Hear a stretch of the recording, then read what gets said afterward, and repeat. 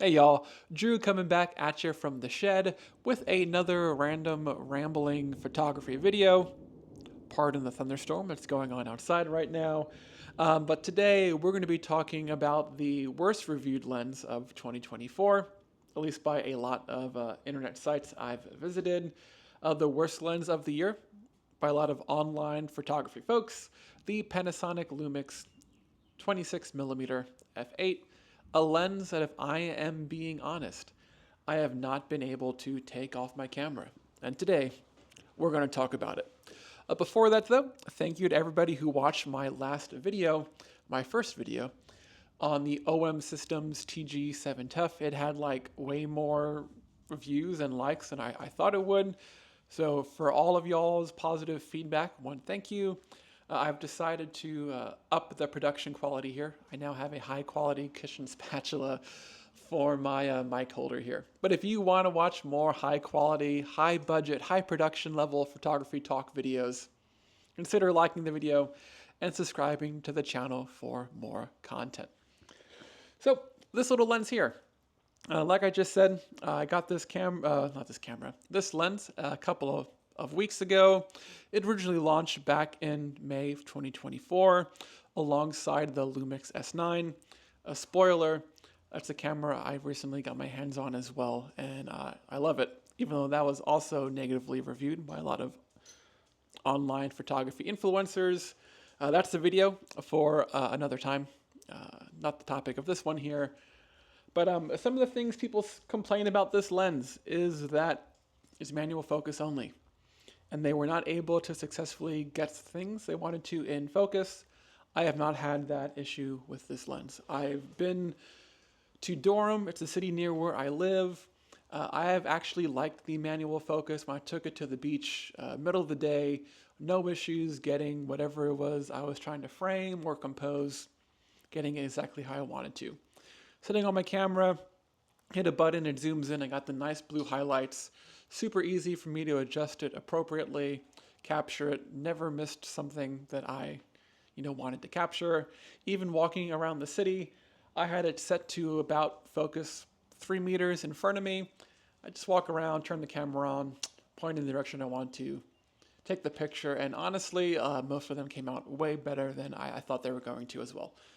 Full caveat, I am not a street photographer, but it's just nice to go out there and take pictures. Now, I will agree there is a softness to the photos. It is not clinical like my, Sigma 70 to 200 that I use on my Sony A4 for work. But even still, I think that softness is probably one of the things that kind of draw me to this lens, right? So many lenses these days are so sharp. There are resolution for cameras, 60 megapixels.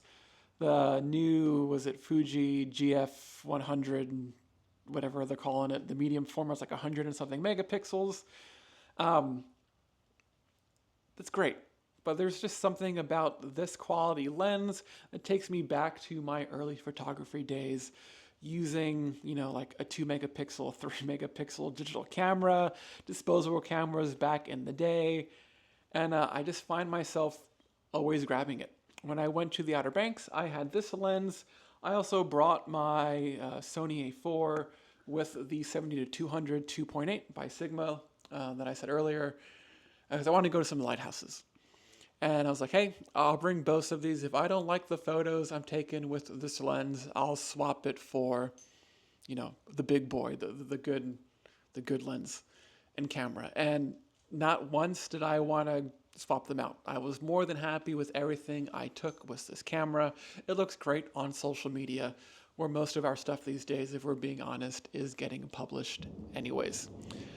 Some other folks complain about the lack of a lens cap or filter thread for this lens, and I do agree that can be a bit of a cause for a concern for some folks out there.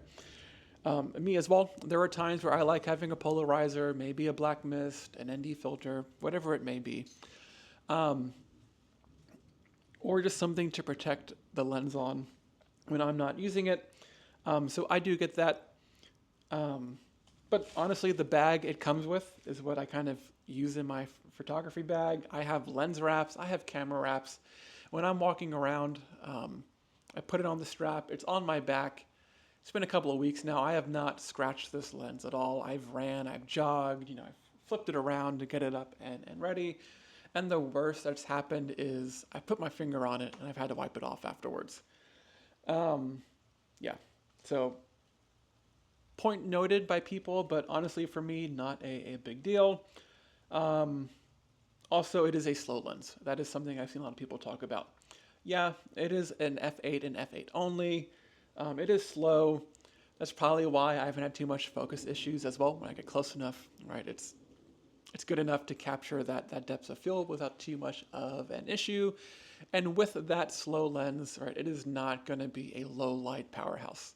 I'm not going to go to a jazz club and take pictures using this lens. Well, I might, actually. Maybe next time I go to one, I'll bring it and try it out. But yes, right, I have taken some night shots. There is some noise. But honestly, it's nothing that bad. With the software these days on most camera editing or photography editing software, it's not a big deal. I get it to a point where I like it. The last thing, right, I saw reviews that it's plastic. It is a cheap piece of, word I'm not going to say. You can use your imagination. You can finish it out. You'll have a good idea of what it was. And yes, right, this is not a hefty lens.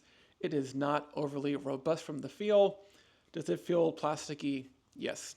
Has that concerned me at all since I've been using it? No, it hasn't. Like I said earlier, I've been running with this lens. I've been rough with this lens. I have no scratches. I have no scratches. The manual adjustment, right, twisting and turning, feels the same as it did a couple of weeks ago.